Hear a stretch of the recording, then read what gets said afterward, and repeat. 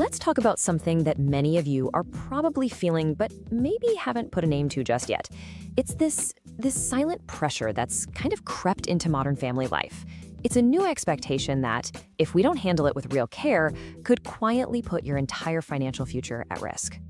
Here it is, right here on the screen. The central, deeply uncomfortable truth about modern wealth transfer is that the inheritance discussion no longer skips a generation. Adult grandchildren often hold clear, silent financial expectations that can stress the seniors' planning and legacy goals. Wow.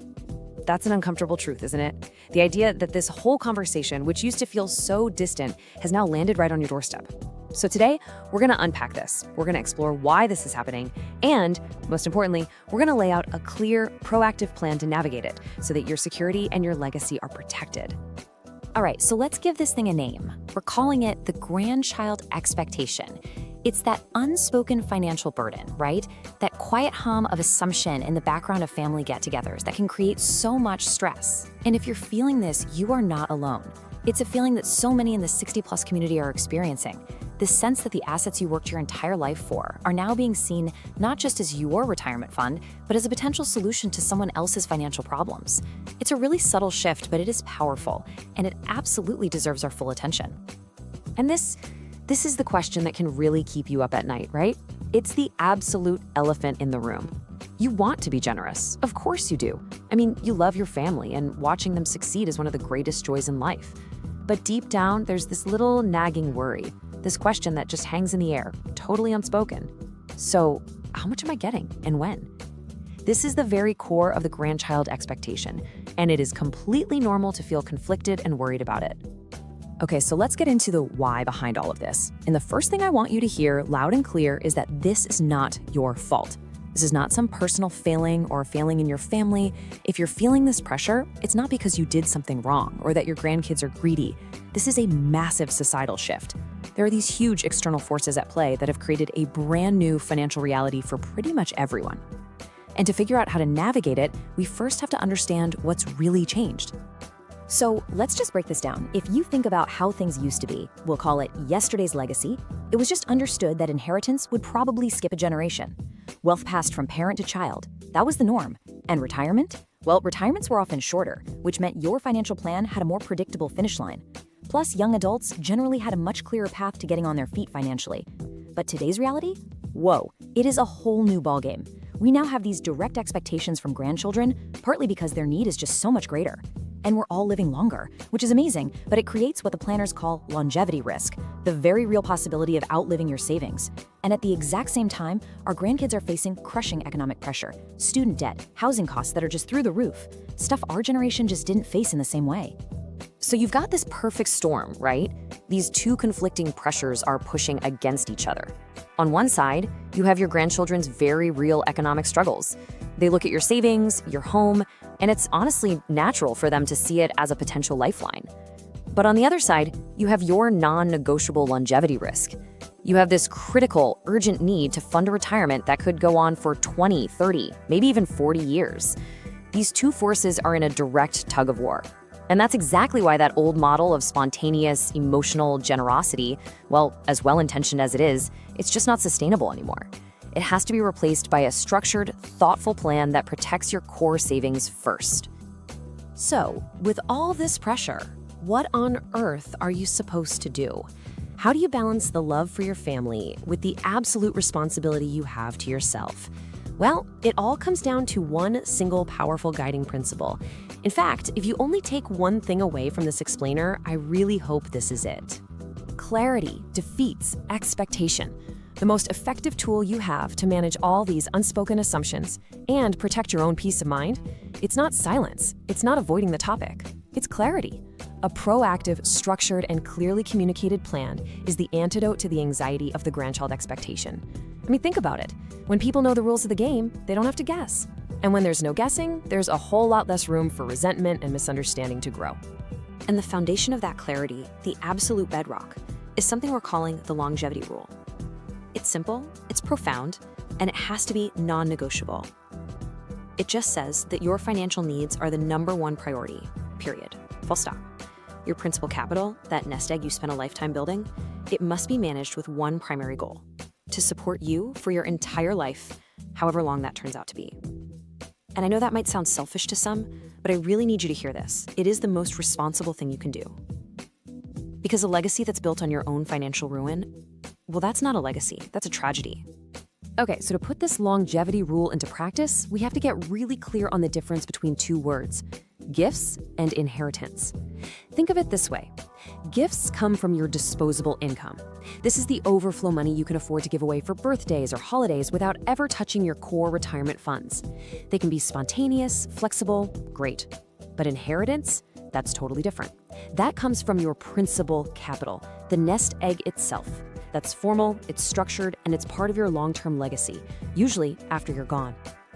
Getting this distinction straight, first in your own head and then for your family, it honestly changes everything.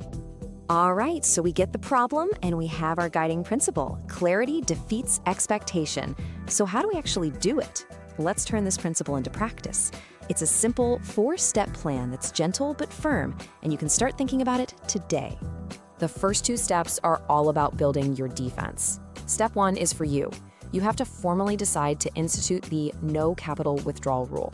This is a promise you make to yourself and maybe your partner that your nest egg is off limits for unplanned requests. It's a line in the sand. Then, step 2 is your secret weapon for dealing with the outside world. You develop an objective boundary script. You literally write down, ahead of time, a calm, neutral response for when a financial request comes up. Something like, "We really appreciate you sharing that with us. As a rule, we don't dip into our retirement savings, but we're always here to offer our love and support." Having that ready to go takes all the emotion and pressure out of the moment. You're prepared. You're calm. All right, the next 2 steps are about fairness and communication. Step 3, implement a fairness protocol. You sit down and you actually document a clear and equitable plan for all your grandkids. Why? Because the perception of unfairness is what tears families apart. By having a written plan that treats everyone equally, you get ahead of those feelings. And finally, step 4 is something called soft transparency. Now, this doesn't mean you're emailing your bank statements to everyone. No. It just means you share the principles of your plan, like the longevity rule and the difference between gifts and inheritance, with key family members. When you explain the why behind your decisions, you build understanding and you manage those expectations long before they ever become demands.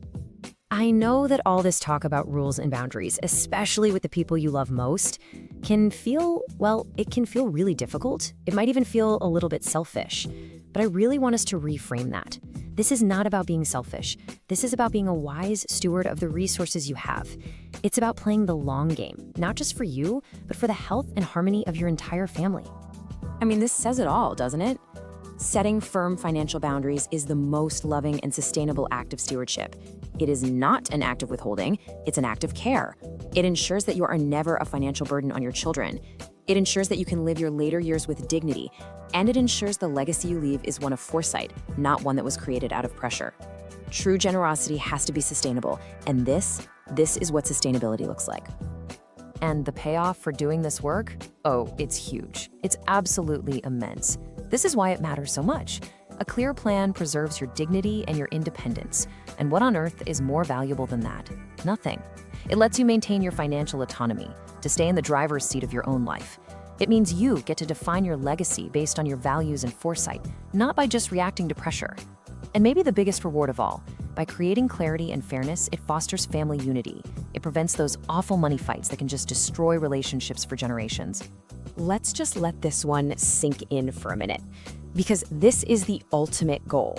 This is the why behind all of this. Preserving your financial autonomy ensures your final years are defined by security and self-determination. It means you remain the author of your own story right to the very end. And that is a future that is absolutely worth protecting. Okay, we have covered a lot. We understand the principles, we know the rewards, but where do you start? I want to boil all of this down to a single, powerful first action you can take. Think of it as a gentle challenge to just begin. As we wrap up here, let's remember the core of the issue. The greatest financial threat you face might not be the stock market or inflation or anything like that. So often, it's the internal pressure you put on yourself, that deep desire to be generous, to fix your grandkids' problems, even if it comes at the risk of your own long-term security. Just acknowledging that pressure is a huge first step. And that brings us to your task. The single most helpful insight from all of this is knowing the power of being prepared, the power of the longevity rule to secure your independence, and the power of that objective financial boundary script to protect it. So here it is, your first action item. Sometime today, just grab a piece of paper and write down your script. Just a few sentences. What will you say calmly and lovingly when a request for capital comes up? Doing that simple act is incredibly empowering. It takes the pressure out of the moment before it even starts. And please, remember this. Safeguarding your financial autonomy isn't about closing your heart. It's about securing your future. It's what ensures your final years are truly your own, defined by security and by self-determination.